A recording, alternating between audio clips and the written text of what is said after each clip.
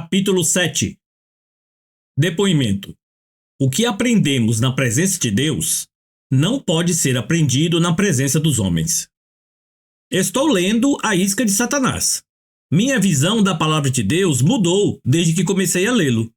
Passei por uma experiência muito dolorosa e, se não fosse a mensagem deste livro, poderia estar preso em uma armadilha para sempre. F.N. Malásia. A pedra solidamente assentada. Portanto, assim diz o Senhor Deus: eis que eu assentei em Sião uma pedra, pedra já provada, pedra preciosa, angular, solidamente assentada. Aquele que crê, não foge.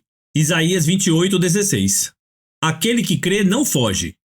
Uma pessoa que foge, ou que age precipitadamente, é uma pessoa instável, porque suas atitudes não estão bem fundamentadas.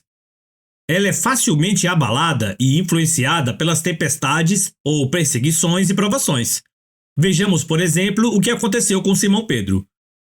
Jesus havia entrado na região de Cesareia de Filipe e perguntou a seus discípulos: quem diz o povo ser o Filho do Homem? Mateus 16:13.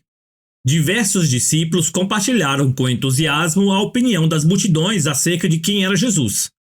Jesus esperou até que terminassem, depois olhou para eles e perguntou-lhes diretamente: mas vós, quem dizeis que eu sou? Tenho certeza de que a maioria dos discípulos ficou com uma expressão confusa e temerosa, enquanto refletiam, com a boca meio aberta e sem fala. De repente, os homens que foram tão ávidos para falar, expressando sua opinião, se calaram. Talvez eles nunca tivessem feito aquela pergunta a si mesmos. Seja qual for o caso, eles agora percebiam que não tinham resposta. Jesus fez o que sabia fazer tão bem.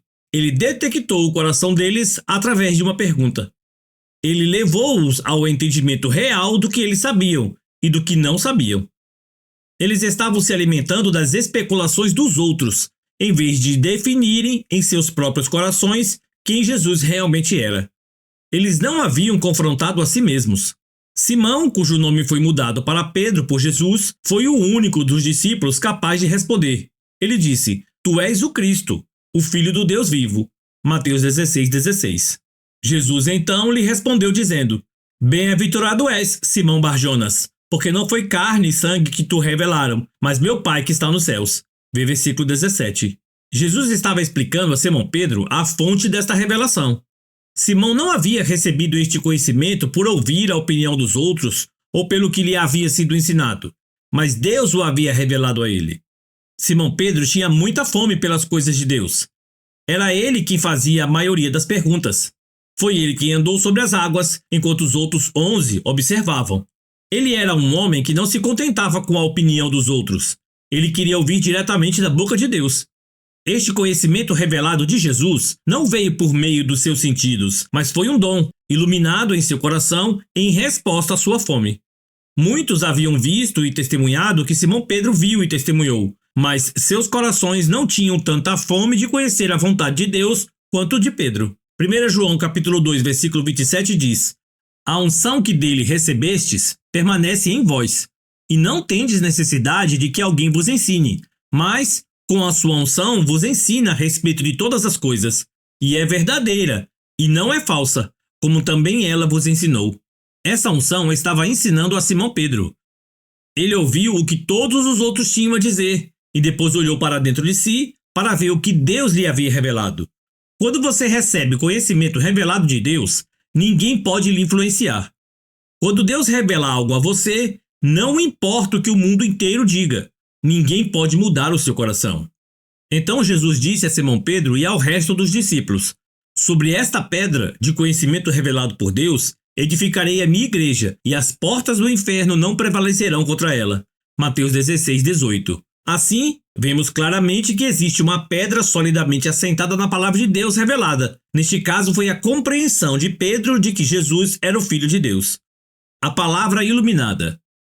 Com frequência, digo às congregações e às pessoas quando estou pregando que ouçam a voz de Deus dentro da minha voz. Frequentemente, estamos tão ocupados fazendo anotações que só registramos aquilo que é dito. Isso produz um entendimento mental das Escrituras e da sua interpretação. Repito, um conhecimento mental. Quando possuímos apenas conhecimento mental, Duas coisas podem acontecer. 1. Nos tornamos facilmente suscetíveis ao exagero ou ao emocionalismo. Ou 2. Ficamos presos ao nosso intelecto. Mas este não é o firme fundamento sobre o qual Jesus edifica sua igreja. Ele disse que ela seria edificada sobre a palavra revelada, e não apenas sobre versículos decorados. Quando ouvimos ministros ungidos pregarem, ou quando lemos um livro, devemos procurar as palavras ou frases que explodem em nosso espírito. Esta é a palavra que Deus está revelando a nós. Ela transmite luz e entendimento espiritual. Como disse o salmista, a revelação da tua palavra esclarece e dá entendimento ao simples. Salmo 119, versículo 130. É a sua palavra em nossos corações e não em nossas mentes que ilumina e esclarece. Geralmente, um ministro pode estar falando de um assunto, mas Deus pode estar iluminando algo inteiramente diferente em seu coração. Por outro lado, Deus pode ungir exatamente as palavras daquele ministro e elas explodirem dentro de mim. De uma forma ou de outra, ela é a palavra de Deus revelada a mim. É isto que nos transforma de simples, vazios de entendimento, a maduros, cheios de entendimento. Esta palavra iluminada em nossos corações é a pedra sobre a qual Jesus disse que a sua igreja seria edificada. Jesus comparou a palavra de Deus revelada a uma pedra. A pedra fala de estabilidade e força. Lembramos da parábola das duas casas, uma construída sobre a rocha e a outra sobre a areia. Quando as adversidades, como perseguição, tribulação e aflição, vierem contra as duas casas, a casa construída sobre a areia será destruída, enquanto a casa construída sobre a rocha permaneceu de pé. Algumas coisas que precisamos ouvir de Deus não podem ser encontradas na Bíblia. Por exemplo, com quem devemos nos casar? Onde devemos trabalhar? Em que igreja devemos congregar? E a lista continua. Precisamos ter a palavra de Deus revelada para essas decisões também. Sem ela, as nossas decisões estarão fundamentadas em terreno instável. O que Deus revela pelo seu Espírito não pode ser tirado de nós. Este deve ser o fundamento de tudo que fazemos. Sem ele, ficaremos facilmente escandalizados pelas provações e tribulações que nos pegam de surpresa. Lembre-se novamente do que Jesus disse sobre a palavra ser ouvida e recebida com entusiasmo, mas sem criar raízes em nosso coração. Ela foi recebida com alegria na mente e nas emoções. São as pessoas que, ao ouvirem a palavra, logo a recebem com alegria. Entretanto, visto que não têm raízes em si mesmas, são de pouca perseverança. Ao surgir alguma tribulação ou perseguição por causa da palavra, rapidamente sucumbem. Marcos capítulo 4, versículo 16 e 17. Podemos facilmente trocar as palavras raízes por fundamentos, pois ambas indicam o estabilizador e a fonte de força de uma planta ou estrutura. Uma pessoa que não está estabilizada ou fundamentada na palavra de Deus revelada é um candidato em potencial a se deixar levar pelas tempestades da ofensa. Quantas pessoas são exatamente como os discípulos que Jesus confrontou? Elas vivem do que ouviram outras pessoas pregarem ou dizerem. As opiniões ou declarações dos outros são tomadas como verdadeiras, sem buscarem o conselho ou o testemunho do Espírito. Só podemos viver e proclamar o que nos é revelado por Deus. É sobre isto que Jesus edifica a sua igreja. Certa vez, tive uma secretária solteira que estava namorando um jovem que também trabalhava para a igreja. Eles estavam se tornando mais próximos a cada dia. Todos podiam ver que aquele relacionamento ia terminar em casamento. Eles já estavam discutindo o assunto seriamente. Em uma noite de sábado, o pastor presidente os chamou e disse: "Assim diz o Senhor, vocês dois vão se casar." Na manhã seguinte, minha secretária entrou no escritório andando nas nuvens. Ela estava muito entusiasmada. Ela me perguntou se eu faria a cerimônia de casamento deles, e eu disse que ficaria muito honrado em fazê-lo. Marquei uma data para reunir-me com eles para aconselhamento. Mas eu estava inquieto. Quando eles entraram em meu escritório, meu espírito se perturbou. Olhei para minha secretária e perguntei se ela sabia que aquele jovem era a pessoa que Deus havia escolhido para ela. Ela respondeu com um sim entusiasmado e definitivo. Então olhei para ele e perguntei: "Você acredita que é a vontade de Deus que você se case com esta moça?" Ele olhou para mim com a boca entreaberta por um instante, depois abaixou a cabeça e sacudiu-a como se dissesse: Não estou seguro." Olhei para ambos e depois disse ao jovem: "Não vou casar vocês. Não me importa que profetizou sobre a vida de vocês, nem o que foi dito. Não me importa quantas pessoas possam ter dito, vocês formam um lindo casal. Se Deus não revelou isso em seu coração, não faz sentido prosseguir com este casamento. Se você se casar sem que Deus tenha revelado que esta é a sua perfeita vontade, prosseguir quando as tempestades vierem, e elas virão, você terá dúvidas. E se eu tivesse me casado com outra garota? Será que teria os mesmos problemas? Eu deveria ter tido certeza de que era a vontade de Deus. Sinto-me preso em uma armadilha. Então o seu coração ficará esgotado e você não conseguirá lutar contra as adversidades que atacarão o seu casamento. Você será um homem indeciso e instável em todos os seus caminhos. Eu me despedi deles e disse que não havia motivo para nos reunirmos novamente. Ele ficou aliviado. Ela ficou muito desapontada. Durante a semana seguinte, as coisas ficaram muito desconfortáveis em nosso escritório. Mas eu sabia que havia falado a verdade. Aquele foi um tempo de teste para ela. Se Deus tivesse realmente dito a ela que aquele homem era seu marido, ela teria de confiar que o Senhor revelaria isso a ele, sem se ofender comigo nem com Deus. Eu disse a ela para dar um tempo a ele e para permitir que ele tivesse espaço para ouvir de Deus, e ela obedeceu. 3 semanas se passaram e eles pediram outra reunião. Imediatamente tive um sentimento de alegria. Desta vez, quando eles entraram no escritório, ele olhou para mim com um brilho nos olhos e disse: sei sem sombra de dúvida que esta é a mulher que Deus me deu para casar. Eles se casaram 7 meses depois. Quando você sabe que Deus o colocou em um relacionamento ou em uma igreja, o inimigo terá muito mais dificuldade em tirá-lo deste lugar. Você está fundamentado na palavra de Deus revelada e superará os conflitos, mesmo que pareça impossível. Não há outra opção. Os 5 primeiros anos de casamento foram difíceis para minha esposa e eu.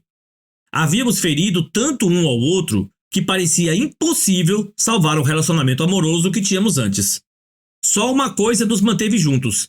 Nós dois sabíamos que Deus havia ordenado o nosso casamento. Portanto, não fizemos do divórcio uma opção. A nossa única opção era crer que Ele nos curaria e nos transformaria. Ambos nos comprometemos com este processo, independentemente do quanto ele fosse doloroso. Quando pensava em desistir, eu me lembrava das promessas que Deus havia me dado com relação ao nosso casamento. Eu não estava pronto para anular o que Deus havia projetado e decretado para a nossa união. Uma das promessas era de que minha esposa e eu ministraríamos juntos. Na época em que ele fez essa promessa, pensei: posso ver isso facilmente. A sua mão está sobre nós dois para o ministério.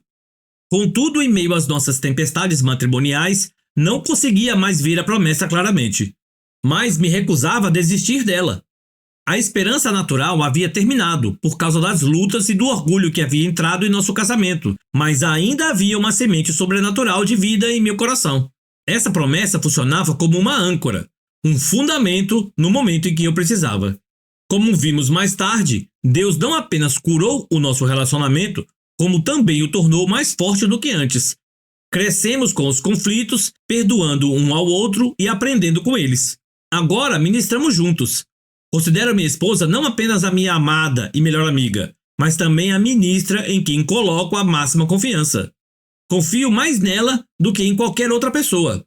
Depois de superar esses árduos 5 primeiros anos, entendi que Deus via fraquezas em nossas vidas e o nosso relacionamento as trouxe à luz.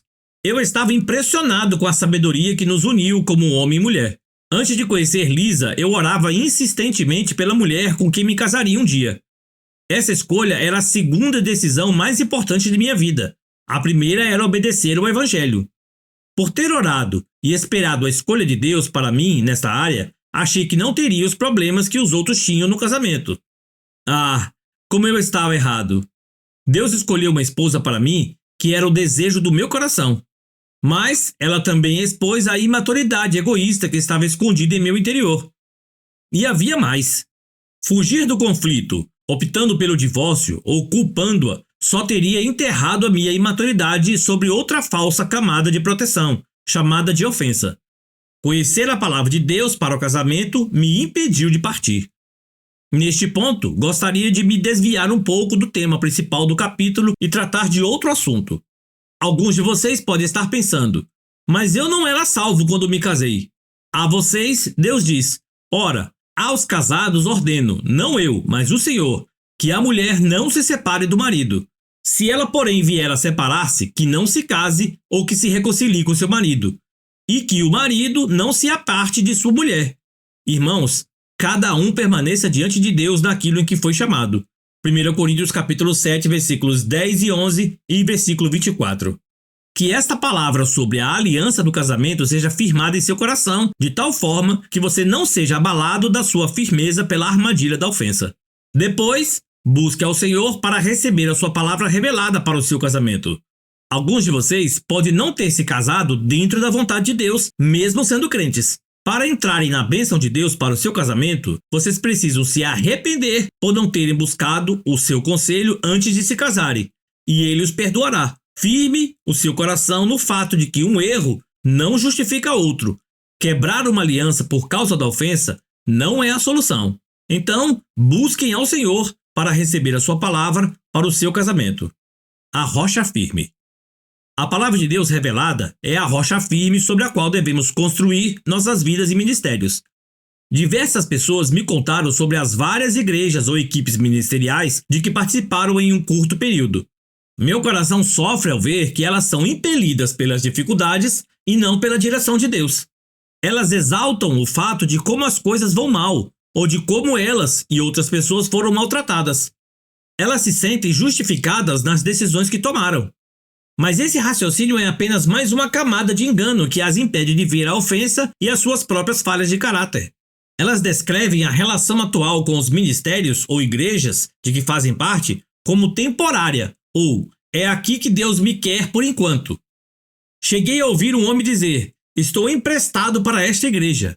Fazem tais declarações para que, se as coisas ficarem difíceis, possam ter uma rota de fuga. Elas não têm fundamentos sobre os quais se firmarem nos novos lugares para onde vão. As tempestades podem facilmente impeli-las até o novo porto. Para onde poderíamos ir? Voltando ao exemplo onde Jesus pergunta a seus discípulos quem eles diziam ser ele, vemos a estabilidade que surge quando sabemos a vontade revelada de Deus. Veja Simão Pedro.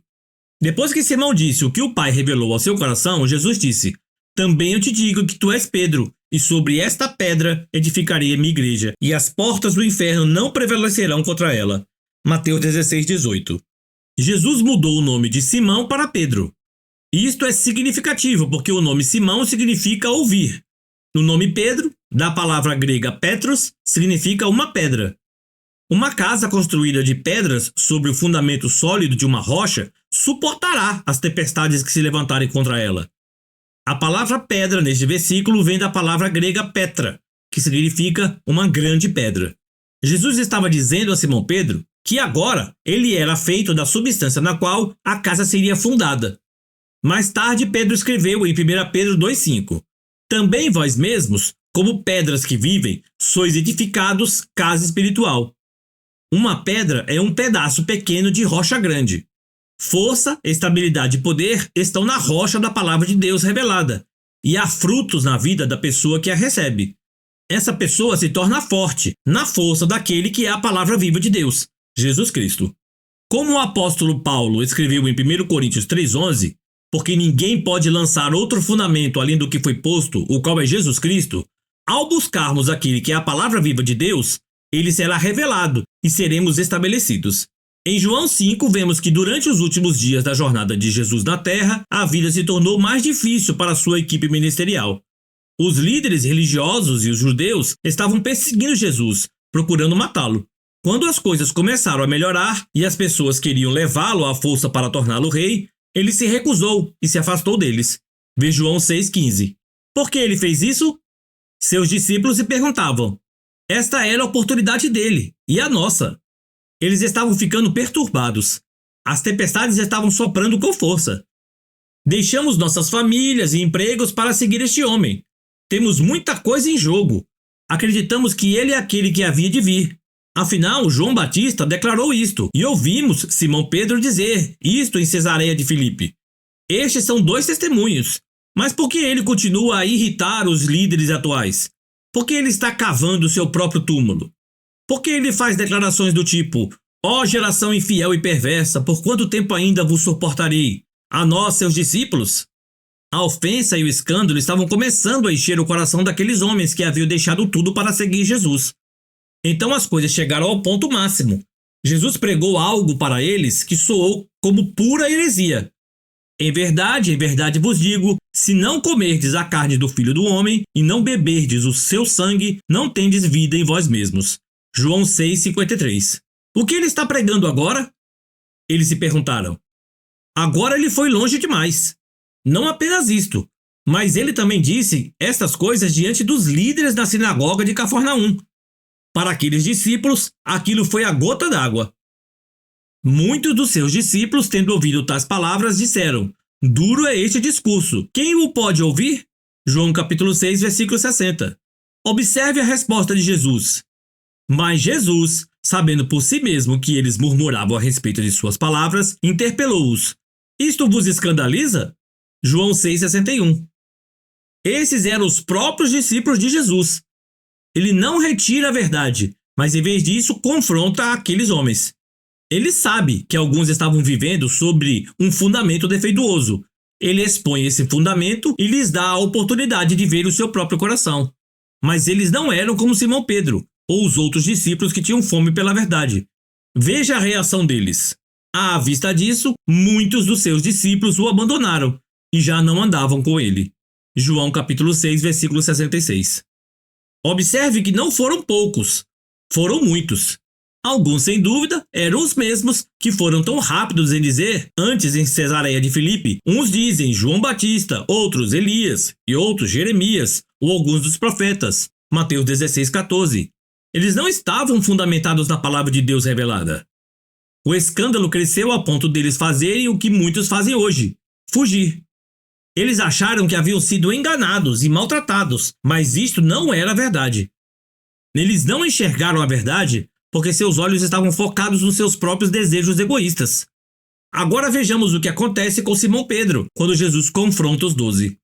Então, perguntou Jesus aos 12, porventura quereis também vós outros retirar-vos? Respondeu-lhe Simão Pedro, Senhor, para quem iremos? Tu tens as palavras de vida eterna, e nós temos crido e conhecido que tu és o Santo de Deus.